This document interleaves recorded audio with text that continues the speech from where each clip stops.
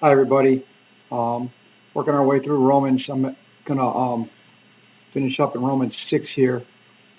Also, I want you to know I'm just picking out key verses here throughout each chapter.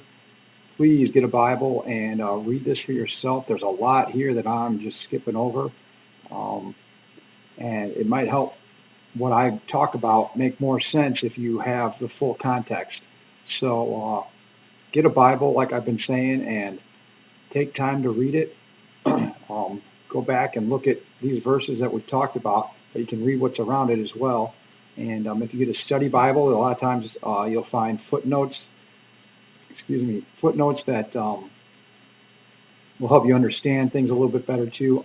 Sometimes I reference the footnotes. I'm going to do that here in just a minute on this verse. But I'm looking at Romans right now, Romans 17 and 18. Real good stuff. So listen.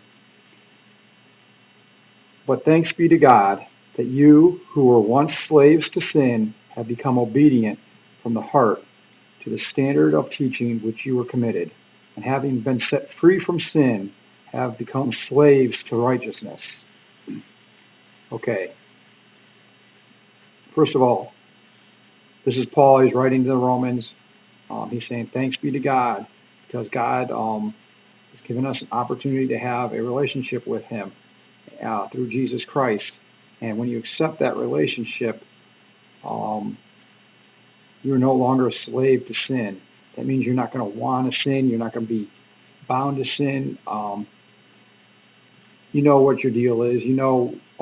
People call it your vice. Everybody has to have a vice.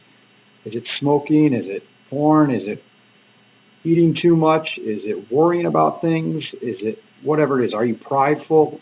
It could be whatever. I mean, there's a ton of different stuff. You know what your deal is. Um, So that's the slave to sin.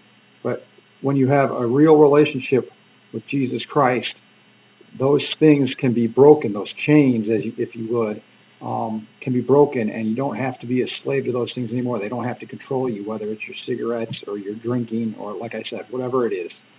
Um, but you will be a slave to righteousness. What's that mean?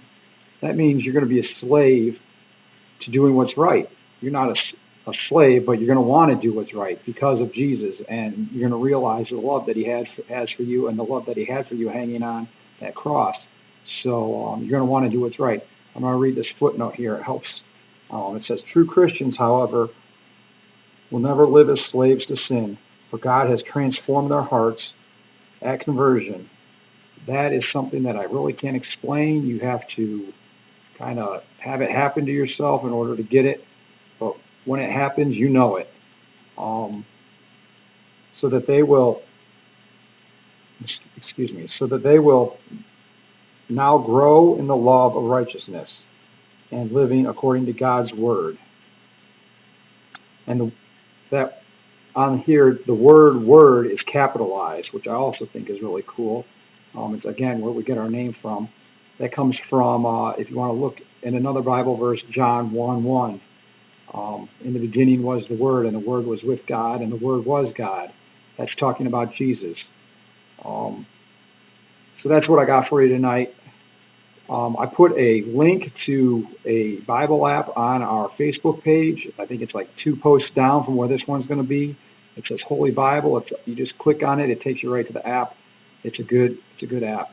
And if you can't do it that way, like I said, a Goodwill or a Salvation Army or someplace has Bibles dirt cheap. So get a Bible and start reading it. Have a good night, everybody.